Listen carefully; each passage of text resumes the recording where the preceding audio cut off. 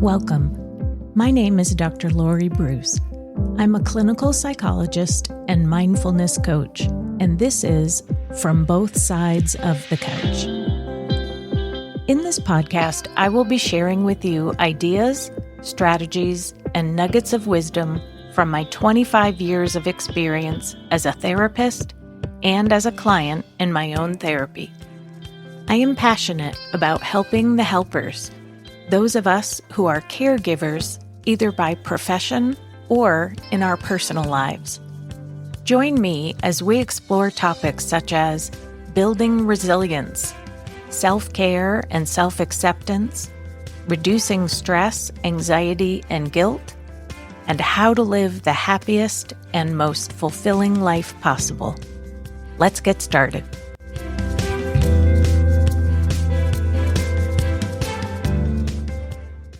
Welcome back, everyone.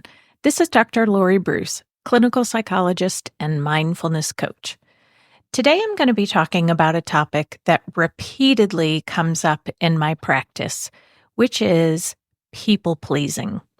We're going to talk about what chronic people-pleasing looks like, oftentimes where it comes from, and what we can start to do about it. I have a lot of really, really nice clients. Too nice, really. Is that possible to be too nice? I would say absolutely yes. Sometimes I myself fall into the people-pleasing trap, so I'm speaking with experience about how hard this behavior is to change. People-pleasing in and of itself is not inherently bad. There's nothing wrong with wanting to please or to help others.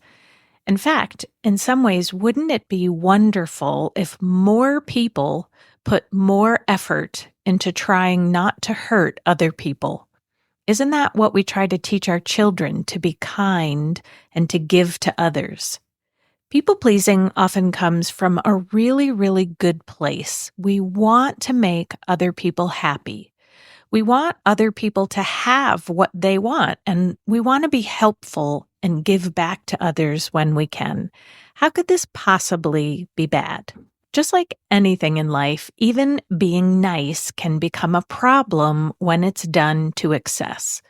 This is often what I see when my patients who come into me feeling exhausted, depleted, or even resentful. People-pleasing can be harmful when we consistently sacrifice or don't pay attention to our own needs, or when we are unconsciously wanting something from this behavior that we don't get in return. Let's start with talking about what excessive people-pleasing might look like, in case you're not really sure if you can relate to this. If you are an extreme people pleaser, then you most likely feel extremely uncomfortable with the idea of someone being mad at or disappointed in you. To be clear, nobody likes it when someone is mad at us. But there's a difference between not liking it and feeling the need to avoid it at all costs. Excessive people pleasers feel like they can't stand it when they know that someone is mad at them, and they'll do just about anything in order to get that person to no longer feel mad or disappointed. Even doing things that they don't want to do, or maybe even doing things that you told yourself you would no longer do. For example, let's say that you made a commitment to yourself that you're going to cut back on sweets or stop drinking alcohol. And then you go out with friends and they start giving you crap about how you aren't any fun. A people pleaser would feel so uncomfortable by this criticism, even if it's done in a teasing manner, that they would give up their own needs or their own personal commitments just to avoid having someone think less of them. Also, excessive people pleasers are likely to immediately say yes when someone asks them for help or a favor. It is an immediate yes without even asking themselves the question, is this something that I even want to do? Is this something that I can do? Is this going to be a problem for me in any way? They just automatically say yes, almost with the thought, well, if it's a problem for me, I'll figure that out in my own time. People pleasers do not like to say no, and they very rarely do. They will sacrifice their own plans or their own goals so that they can say yes. And if they do say no, they feel like they have to have a really valid reason for saying no. Not only does the reason have to be valid, but they have to explain it to you. Why they have no choice other than to say no, as if they are obligated to explain their own decisions. Lastly, excessive people pleasers are often likely to experience burnout. Burnout is the experience of feeling emotionally drained or emotionally depleted. You may be getting adequate sleep and rest, but you still feel tired all the time. And not necessarily a physical tired. Burnout is more of an emotional or mental fatigue. The reason is that when you are automatically saying yes and spending all of your energy focusing on taking care of others, you're often neglecting your own physical and emotional health. Maybe you spend the day helping a friend clean their house while your own house is a mess. Or while you're cleaning, you forget to stay hydrated, or you forget that when you try to clean your own house, you end up with a backache or a neck ache for the next 3 days. Even though it would be very reasonable to tell someone, I'm sorry, I can't help clean your house right now, you feel guilty for saying no, and you feel you don't have a proper excuse to say no. You're so focused on trying to be helpful and not disappointing the other person that you totally forget what you need for yourself. Why do we do this? What drives excessive people pleasing? For one thing, as I mentioned earlier, some of us can't stand the idea of someone being mad at or disappointed with us. Oftentimes, we can trace this back to early childhood experiences. Maybe we had parents that were very shame-based in their parenting. Maybe parents were excessively critical or expressed frequent disappointment in your actions. Maybe your parents weren't excessively critical, but you were just a sensitive kid who took these types of comments very seriously. This is the one I can most relate to. I was very lucky to grow up in a home where my parents were not excessive in their punishments. However, I do know that I was a pretty sensitive kid, and honestly still am as an adult. I'm always very worried about, quote, getting into trouble or having authority figures getting mad at or disappointed in me. I honestly think some of this is just genetic or just part of my temperament. Think back to your own childhood experiences. What might have led you to feel fearful of someone getting mad at you? Were you always this way, or did you experience this fear later in your life? See if you can link your fear of someone being mad at you to any person or situation in your past. Sometimes just knowing where it came from helps us to make sense of it and to validate our experience. Of course I feel this way. This is how I learned it. Another way that we can learn to be an excessive people pleaser is through role modeling. Was there someone in your life, maybe a mother, a father, a grandparent, were they a people pleaser as well? Did you learn that this is what good people do? Maybe you learned in your religious or spiritual community that it is always good to help and put others' needs ahead of your own. And if you don't do that, it means that you are selfish or bad. Think about lessons you learned about helping others, not just by what happened to you, but by what you observed other important people in your life doing. If you observed your mother always sacrificing her own needs, putting her children or family or other people ahead of herself, then of course you would grow up to think that this is just what you do. This was definitely the case in my own family of origin. My mother is one of the most caring, giving people you have ever met. She is always trying to help and to take care of others. So I know that that was a big part of my own role modeling growing up. This is what good people do. And also for me, this is what women do. Women are supposed to put their kids first, or their family first, or their spouses first. Some of these messages have truthfully been difficult for me to unravel as I have grown up. People pleasers often struggle with feelings of guilt. They ask themselves, am I doing enough? Rather than focusing on all the ways in which they help, they have a tendency to focus more on the ways in which they could be helping but aren't, and see that as a sign of something wrong with them. Because being selfish is considered a bad thing to a people pleaser, they struggle with feeling guilty when they want to put their own needs first. I see this very, very often among mothers. How can we still have a career and friendships while also being a mom? Mom guilt is a huge issue, and it is much more prevalent among women who are people pleasers. So what can we do about it? Are we bound to feel stuck in this pattern indefinitely? And how do you know if you need to change any of your own behaviors? The first clue that change might be needed is to check within yourself for what I mentioned before. Do you notice signs of emotional or mental fatigue, burnout, resentment, or excessive guilt? Do you see yourself at times maybe even feeling bitter? That you spend more time meeting the needs of others than you do your own needs, and you feel neglected and just generally spent? If so, it might be time for a reset. What can we do to change this? All behavior starts with awareness.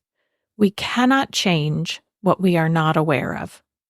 The first step is to increase your awareness of what situations you are automatically giving back, helping, or saying yes to.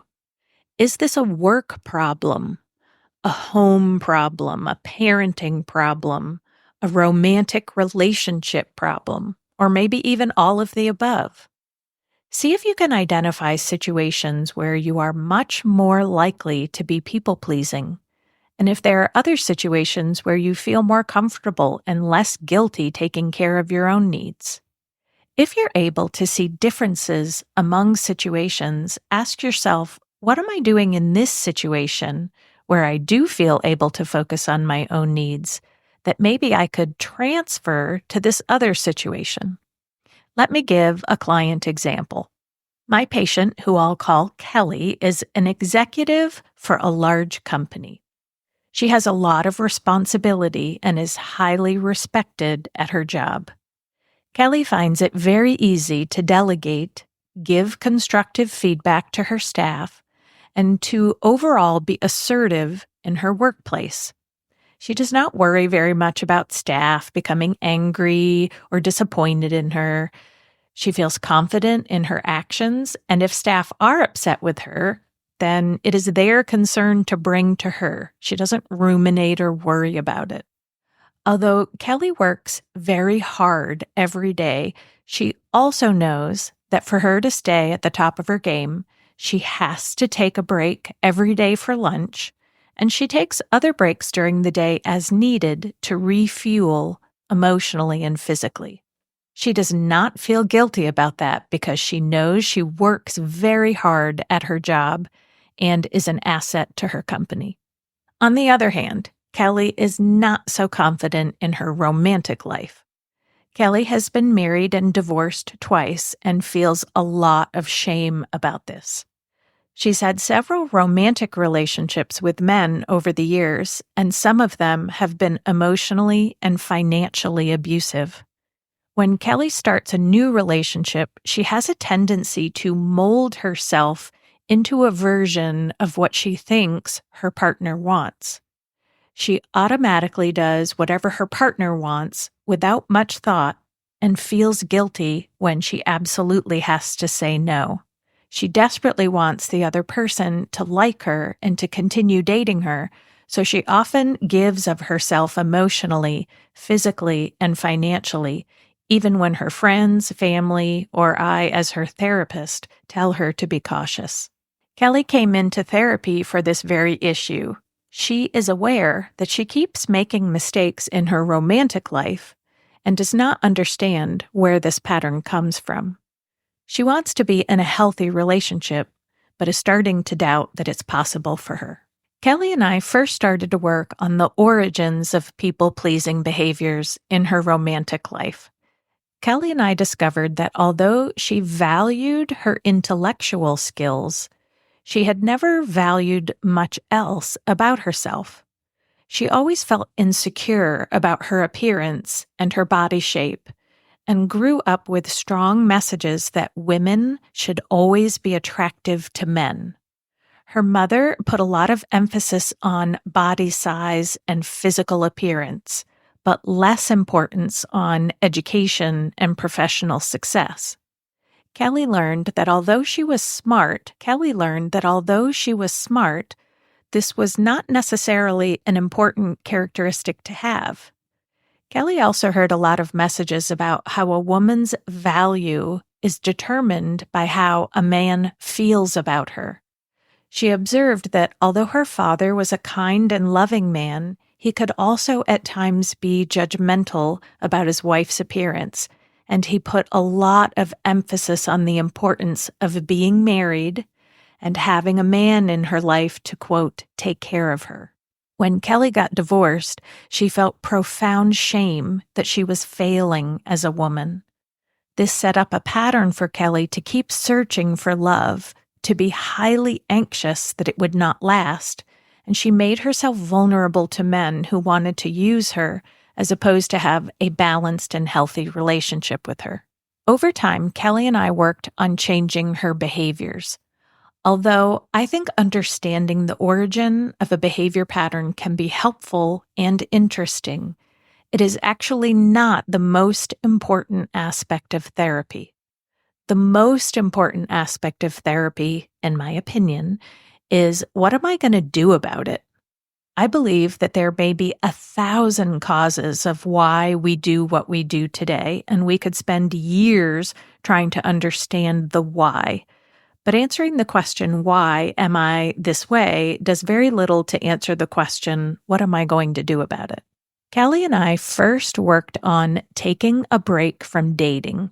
So she deleted all of her dating apps. We talked about the difference between how she showed up at work and how she showed up romantically. We talked about how to channel the confidence she has at work and what that might look like in her dating life. We focused on tolerating the feelings that come up if a romantic partner was disappointed in her. She was able to see how asking for money was a major red flag in a relationship, especially in the early stages, and that she would immediately end a relationship with anyone who engaged in that behavior.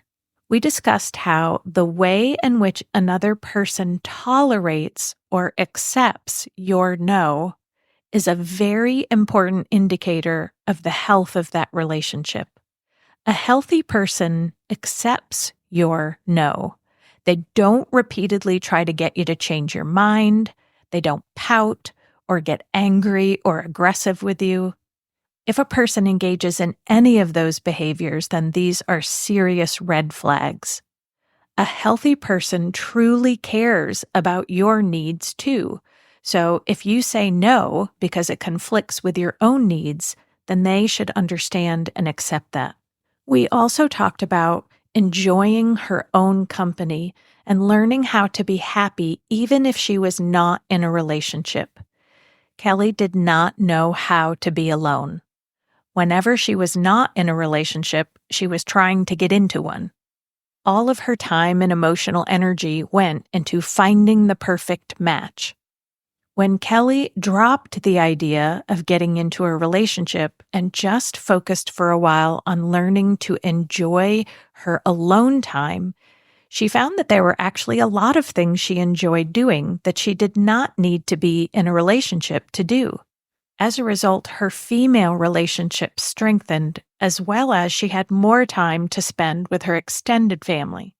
She started feeling less anxious about the need to be in a relationship. And over time, when she felt ready to join the dating websites again, she was in a much more positive and confident headspace. After a couple of quick dates that she knew immediately would not work, she found a companion and they just celebrated their 1-year anniversary. Although she is happy in this relationship, she does not feel terrified of losing it. They have a nice balance of doing things that they both enjoy, as well as doing things separately. She was recently able to say that she feels almost as confident in her dating life as she does in her work life. What was interesting is that this shift also helped her to be more assertive in other areas of her life. She found she became more confident in allowing friends and family to feel disappointed in her and to know that it would be okay. Please know that this was not an easy or quick journey for Kelly. It took several years of hard, insightful, and motivated work for her to get where she is today.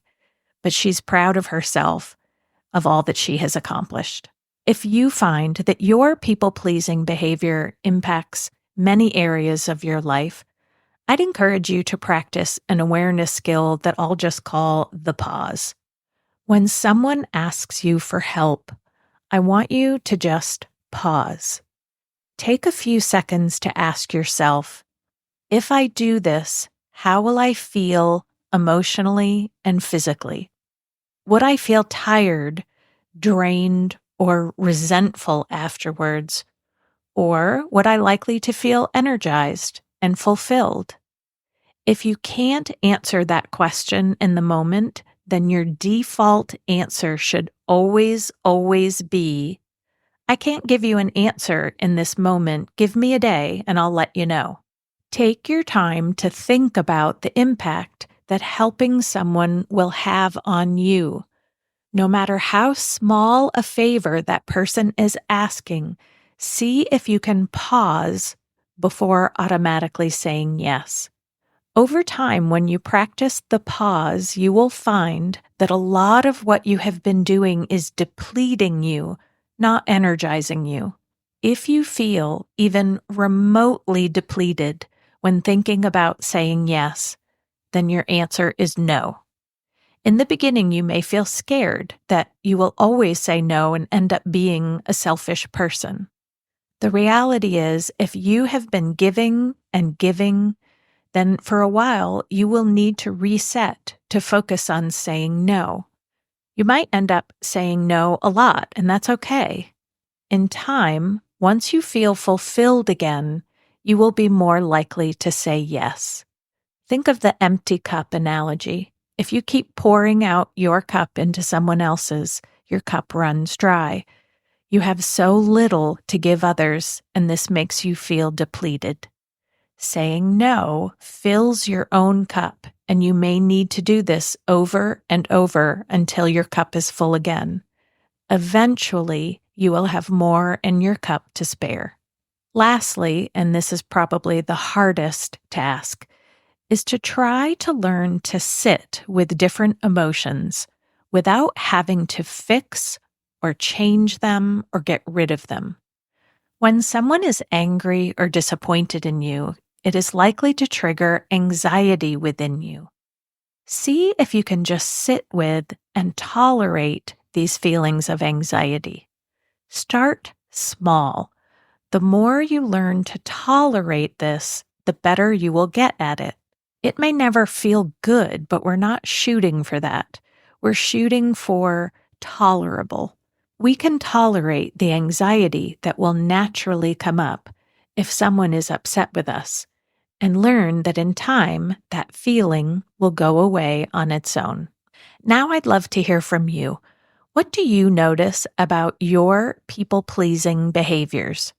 Do you find it hard to say no or to put your own needs first? What strategies have you learned to help you overcome this pattern? Find me at drlauriebruce.com and let me know. And if you could do me a quick favor, I would be eternally grateful as I work to build my audience. If you can think of even just one person in your life that needs to hear more about this topic, please share this episode with them. If you enjoyed this episode, please write a review. And if you did not enjoy this episode, then I am able to tolerate the feelings of anxiety that I have with your disappointment. Hope you have a great week, and I will see you in the next episode.